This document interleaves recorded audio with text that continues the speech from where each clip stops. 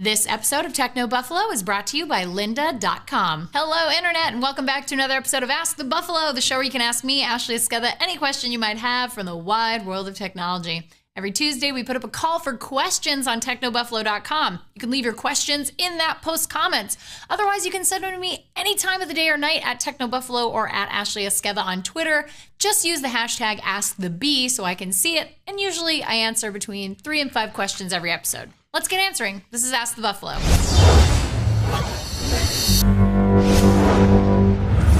Our first question comes from Ben's Fans Club on Twitter. He says, get the Galaxy Mega 6.3 or the Galaxy S4 or wait for the Galaxy Note 3.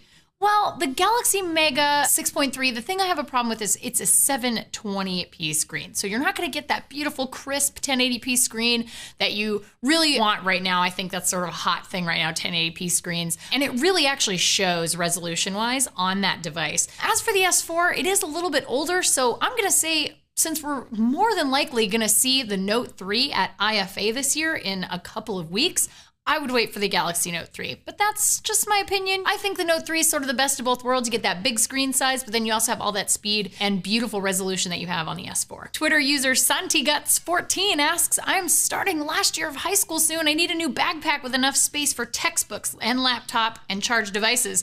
Oh, my suggestion is obviously the Power Bag. I'm a huge fan of the Power Bag. They have backpacks that have 3,000 and 6,000 milliamp batteries, so you can charge all of your stuff. You can charge your laptop, you can charge your tablets, your phones, and you can take it with you to college because they're really super durable. I have had one for trade shows, and that is honestly one of my absolute favorite things to have with me while I'm on a show floor. Josh asks, hey Ashley, what does Nintendo need to do this holiday with the Xbox One and PlayStation 4 coming out in November? Well, this is a really good question that not a lot of people are actually asking. So many people are so excited about the new consoles that everyone's kind of forgotten about what Nintendo needs to do strategy-wise this holiday season. I think Nintendo's strategy needs to be get those first-party titles out. I mean, that's what Nintendo's famous for, the Marios, the Zeldas. I would love to see a new Metroid. I would love to see a full-blown Kid Icarus game, and, you know, just bear with me on this.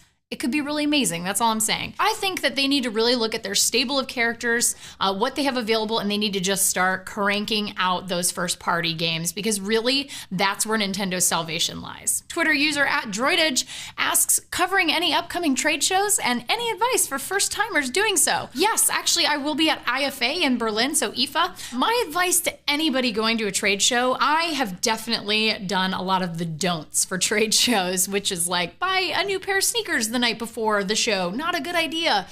So here are my do's for any trade show that you might be going to. Travel as light as possible. You don't want to be bogged down with, you know, your 17-inch laptop and a whole bunch of camera equipment. I mean, really pare it down to the bare minimum of what you need, and always bring a notepad and a pen just in case you run out of battery, you don't have connectivity, you want to remember something. Wear worn-in sneakers.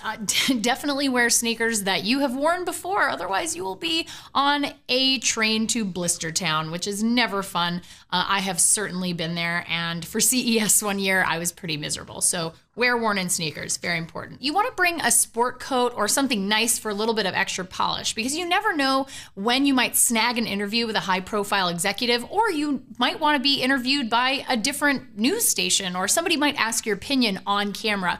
And a sport coat or something light that just sort of polishes up a t-shirt and jeans look is something that's always good to have on hand. Drink tons of water. This is a marathon that you're running, especially at a show like CES where it lasts a week long for people who are press. You want to continually be drinking water. If you can bring your own water in from outside the trade show, even better because you can buy it cheaper. Wash your hands hourly. This is something I learned the hard way after my first year at CES. They don't call it con crud for nothing. It is miserable. I was sick for 2 weeks. It will lay you out. You have to remember how many people are touching phones all day long, and you're touching those phones that all those other people have touched before. You're putting them up to your hands, you're rubbing your eyes. You have to make sure to keep your hands clean. Super, super important. You're gonna be shaking a lot of hands. There's so many germs at a convention. Just keep your hands clean because that will keep you from getting very, very sick. That's my number one piece of trade show advice. And now we want to take a minute from answering your awesome questions to thank our friends and sponsors at lynda.com. You can learn it at lynda.com, an online learning company with more than 77,000 video tutorials that teach software, creative, and business skills. A membership starts at just $25 a month, and you get unlimited 24/7 access to high-quality video courses taught by expert instructors with actual real-world experience. Well, videos range from quick bite-sized tutorials to all the way into comprehensive courses in subjects like web design, programming, photography, business, animation, and more. They add new courses every week, and you can save, prioritize, and track your progress for every course in your queue. If you have an iPhone or an iPad, there's also a lynda.com app for members so that you can learn on the go.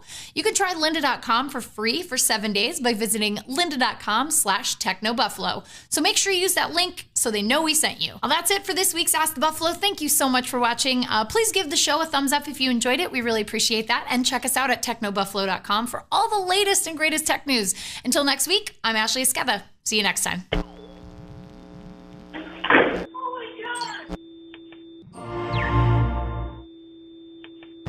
Hey guys, Ashley here. Just wanted to let you know that if you liked what you just saw, we've got 2 other shows that go live every single week. Redinger's Rants, where John totally goes nuts about issues that bug him across consumer technology, and Rumor Roundup, where he tells you all about the best rumors in the world of tech.